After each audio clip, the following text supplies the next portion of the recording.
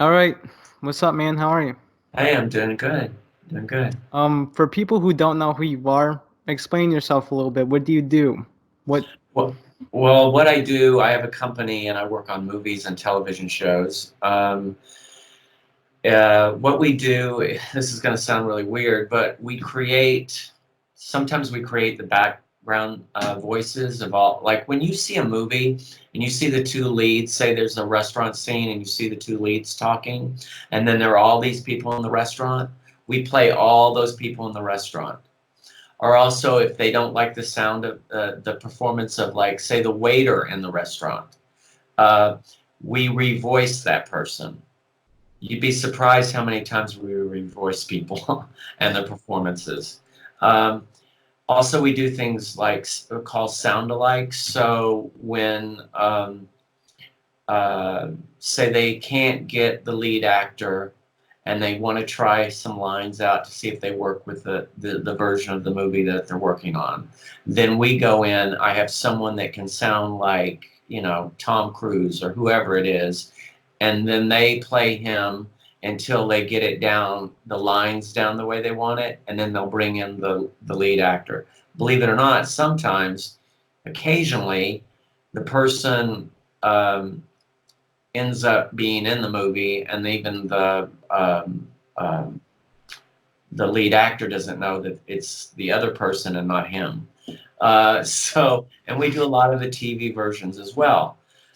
But like on Planet of the Apes, all the latest Planet of the Apes, we voiced all those apes and made up a dialogue for each one of those apes, even though it sounds like they're just, uh, grunting and doing, ape sounds. We spent literally 4 or 5 months doing the ape voices. Well, that's a long time. Yeah, it's very taxing on your voice.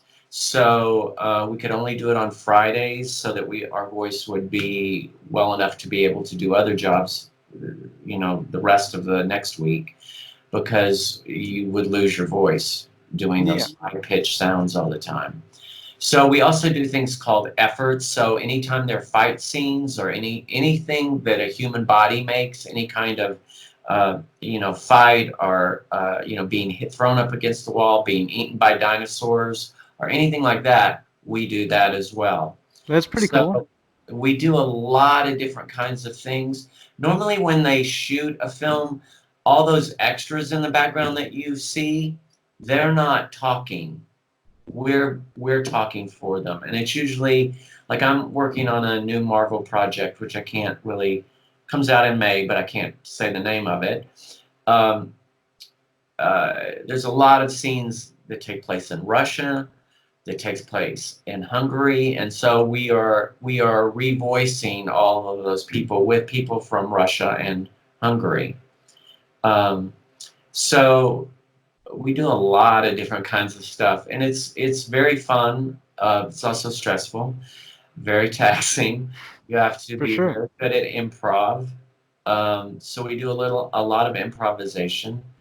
But say if there's a scene in the background on the TV, we make up television shows. We revoice those television shows. Um, so right now I'm working on a TV show for Amazon called The Boys.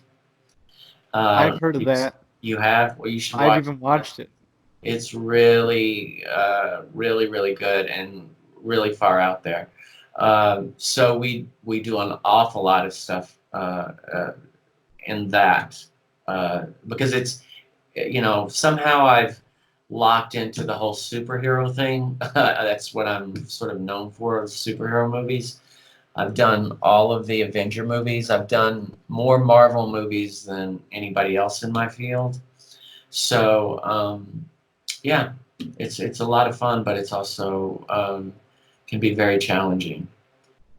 Well, that's pretty cool, man. So, like, back to the revoicing. So you're like actually part of the movie yourself too. Yes, yeah. So what we do, say, did you see any of the Ape movies? Have you seen any Yeah. of them? Okay. When did you see the first one where Baby Caesar is playing in his playhouse? Yes. Okay. I haven't seen it for a long time, but yeah, Okay. I've seen it. Okay, so that was me swinging on the swing and playing as Baby Caesar in that movie, and also the apes that were tortured and in the cells.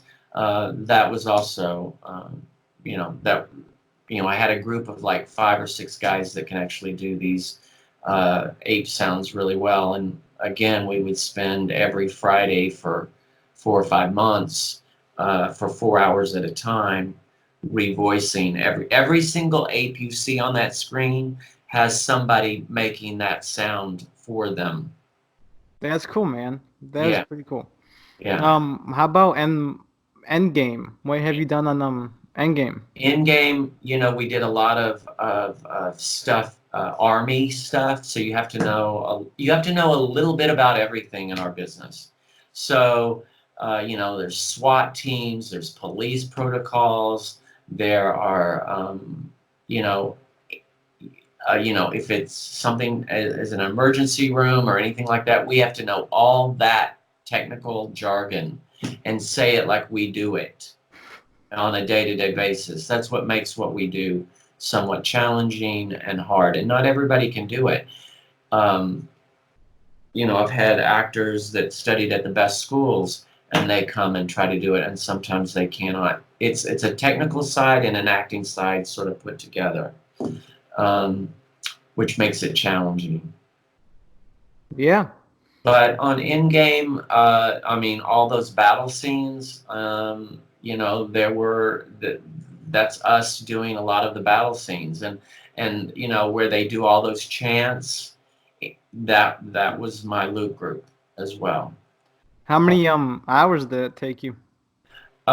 In-game, because a lot of it's just the main characters, with not a lot of people in it. Uh, you know, I would say a couple of days for that movie. Um, every movie is different. Sometimes I work weeks and weeks on a project. Some days I work just one day. Some days I work 3 or 4. It just depends on what the needs are for the movie. But it's a long day. It's 8 hours of whatever we're doing at the mic. Yeah. Yeah. So for the people you guys revoice the Uh-huh. background, are they aware of it? Do they No, know you that's revoice the them? sad part of it. A lot of times, I always say to my friends, be careful about telling people you're in something because your voice can be altered. Well, a lot of people go and they bring, I have this scenario in my head where these poor guys that get these great little parts and they go and they tell all their friends and they bring them to the theater and it's not their voice coming out of their mouth. And it's got to be a hard sort of realization for them that it's not them. But their friends probably go, "Wow, that didn't even sound like you. You were so good." Uh, but it happens a lot more than you would think. Yeah. Yeah. So, and Um. go ahead. No, no, never mind. Keep going. I was gonna ask you something after. Well, we just, I just can't stress about, people in the post-production side of the business where the movies are really made, because before they just have a bunch of pieces and it's them putting them together. You would be surprised what changes in a film from when I first see it to when it goes out into the theater. You'd be very surprised. Yeah. And for the animation stuff you worked on, like Garfield, did you Hmm. have your own part in that, or did you just? Well, Garfield, I did that so long ago, I can't even remember what I actually did in that film. But yeah, there are, we're all over it. Any of the small parts, we tend to revoice. Um, on Garfield, I remember specifically what they do. They hired me to and my group to do what's called a pre-visual. I can't even say the word, pre-visualization, which means basically they are putting the film together before they ever shoot it. So I got a bunch of the actors together. We read all the different parts. so then they could animate to those parts. Same thing when we did Avatar. Uh, you know, I had to go into Jim Cameron's office, read the script, then cast the whole movie, and specific scenes he would then direct my actors, and then he would take what he got voice wise, and then he would animate to that. Does that make sense?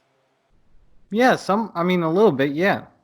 So in other words, it's like making the movie before you make the movie. In other words, so that you make sure that you're on the right track of getting what you want, of the shots you want to do. It's like storyboarding. You know what that is, correct? Yeah. It's like a high-tech storyboard. So they take the material and then they animate to that material. And then they bring in the other people, the stars. That is that is like that's pretty cool. I've never known about that before. Yeah. So, Most people don't know what about this part of the business. It's called a loop group or a group ADR, and so there are lots of different parts of the business that a lot of people have no clue about until I also teach what I do, and so people finally find out about it. Other actors find out about it, and everybody wants to do it because the pay is so good. But it's hard to get into as well. well, there you guys go. Now you know what happens behind the scenes. Yeah, it's very behind the scenes, and um, it's fun, challenging, uh, you know.